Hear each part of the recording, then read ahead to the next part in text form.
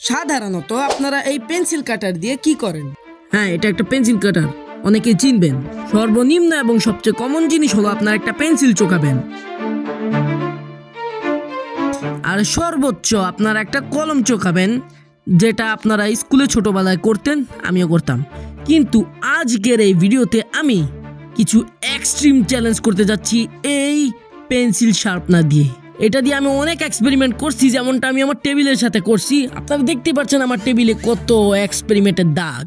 So এটার ভিতরেও আমি আপনাদেরকে একটু দেখিয়ে দিই। দেখেন, এটার ভিতর কিছুটা মেকানিজম এরকম। ভাই সত্যি বিশ্বাস করেন, আমি এটার ভিতরে লোহাও ঢুকেছি কিন্তু এটার কিছুই হয় নাই। সো এই দেখেন, এটা আমার নিজের হাতে বানানো ছুরি। আমার ভিতরে ট্যালেন্ট আছে, আমি অনেক কিছুই বানাতে পারি। সো এখন আমি এটা প্রমাণ করেই ছাড়বো। আর এখনো যদি আপনারা সাবস্ক্রাইব না করে থাকেন, সাবস্ক্রাইব করেন প্লিজ। দেখেন, লোহাটা এখন শার্পনারের ভিতরে আছে। ও শিট। So start. আমি যতই চাপ দিই না কেন, মেশিন কিন্তু ভাগবে না ভাই।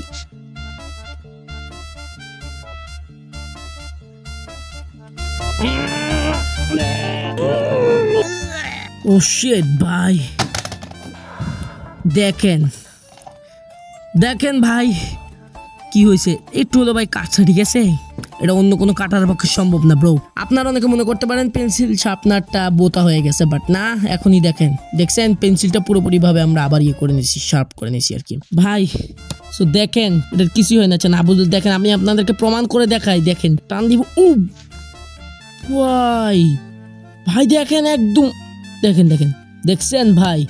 আমি এখন এটা দিয়ে ধারাবো, আজকে থেকে ছুরি এটা দিয়ে ধারাবো। দ্যাটস ওয়াই ভাই, old is gold.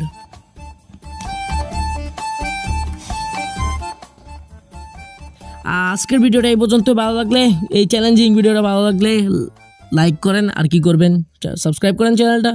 Bye bye. এই তো কিছু হয়নি। তুই পেন্সিল দিয়ে কি করছ? কালকে তো তোর কিনা দিছিলাম রে। আমি তো কিছুই করিনি।